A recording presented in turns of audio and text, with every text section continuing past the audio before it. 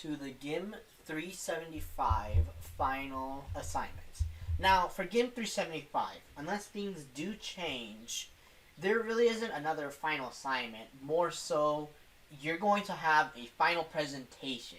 It's not a final presentation in the sense that you're going to be done with whatever you're presenting on. It's more so a presentation happening during finals, if that makes sense.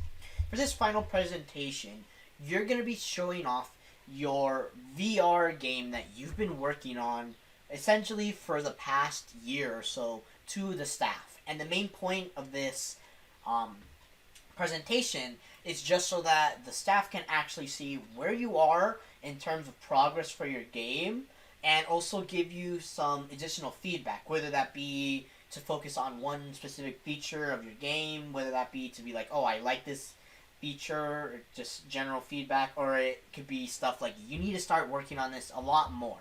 The main point of this, like I said, is just so the staff can see it. It's mainly just so that the staff can ensure that by the time you're doing senior presentations or whatever, this game is already polished enough so that it's ready to be shown off to a bunch of random people or whatever. Now, obviously, with the presentation, you're going to want to have some sort of thing you're going to want to show off to them. For me, I decided that's going to be a PowerPoint. I'm fairly certain you do not have to do a PowerPoint. I just chose to do one. But, yeah.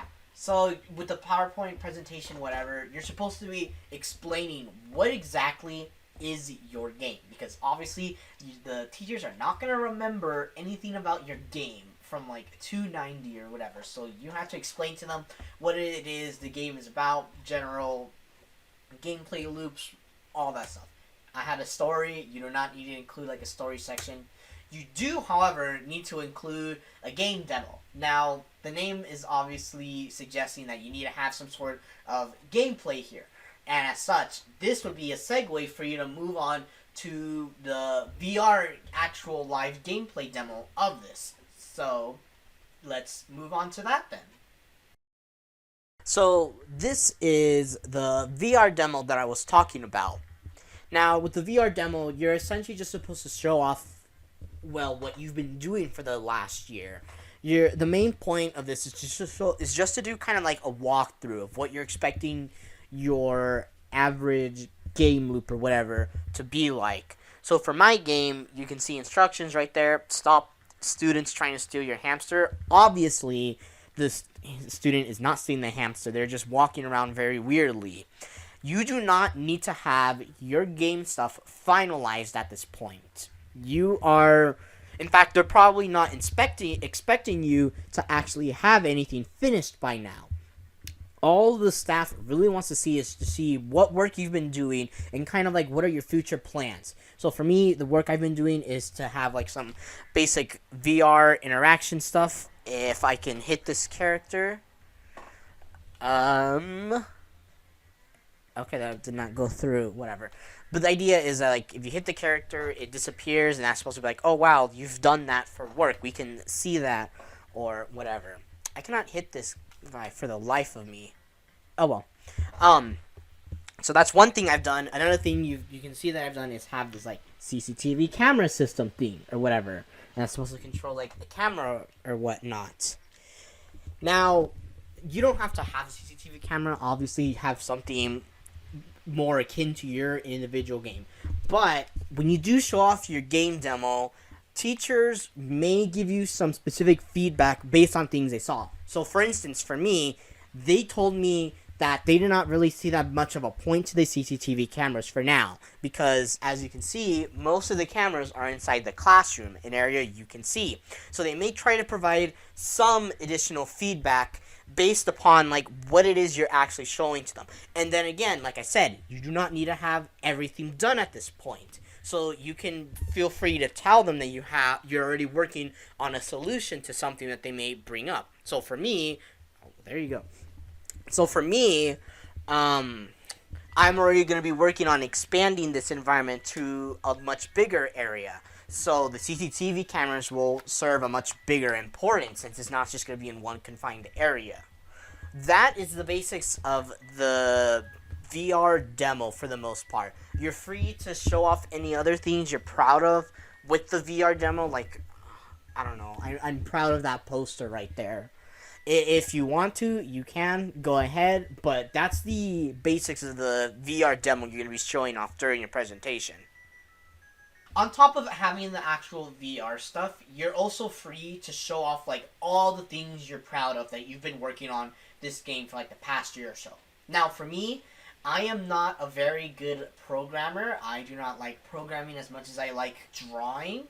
So I decided to instead focus a lot more of the presentation on my drawing skills or my character design skills or whatever. I have a bunch of like notes that I listed out for each of the characters, blah blah blah. Now that's good and all, but you also do have to show that for all of the junior year classes that you've been taking, that you're just not sitting around, not really doing anything to contribute to your final game. You need to be showing a bunch of different artifacts that you created from each junior year class and show how it's being implemented into your final game.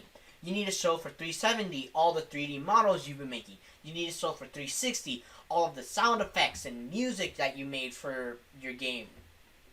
Generally, you need to be showing that you're not just sitting around in class not doing anything. You need to show that the work that you're doing in class or for homework is actually being contributed to this final game.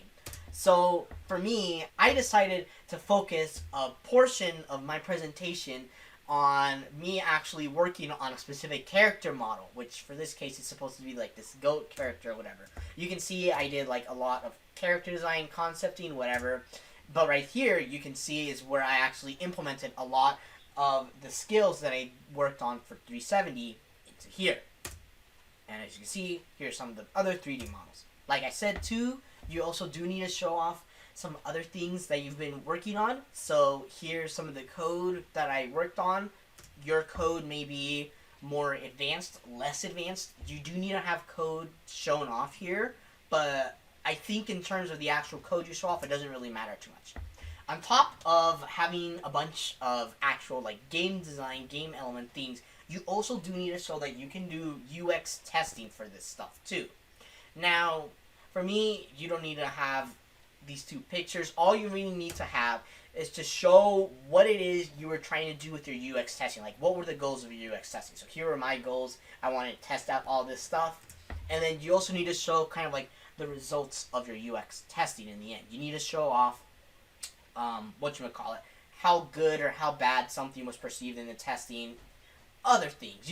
You're free to make the UX testing your own.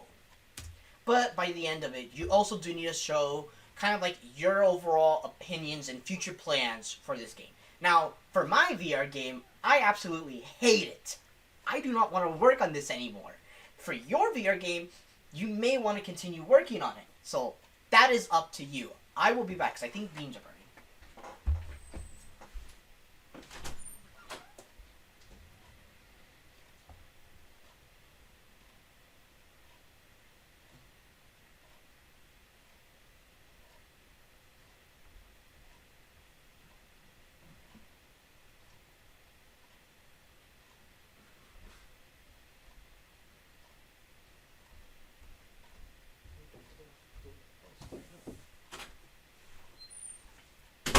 There we go. Blah, blah, blah. You're free to talk about that. Essentially, for this part, you're free to talk about what it is you like about your game, what it is you don't like about the game. Just give your overall opinions of the VR game itself. And on top of that, you also do need to mention what it is you're planning to work on for this game afterwards. You're still going to be working on this VR game until at least the first semester of senior year. So you need to have at least some sort of battle plan of what you want to cover. For me, I focus some of my UX testing to determine what it is people wanted to see added to this game, and obviously CCTV camera stuff was a big focus of that, so I'm going to be focusing more on that stuff. You may have suggestions from professors to be like, I want you to focus more on this, or I think this feature is good, or you focus too much on this thing and I don't think it's going to work out in the end. You're probably free to take up some of that advice or not, or you can even say that like, oh, I have a battle plan already planned out and I'm going to cover this thing. This presentation is just to show the teachers what it is you're working on your VR game, what have you been doing for the last year, and ultimately give them confidence to know that by the end of your senior year, you will have completed a full VR experience and you'll have at least something that you're proud of to show off for your portfolio.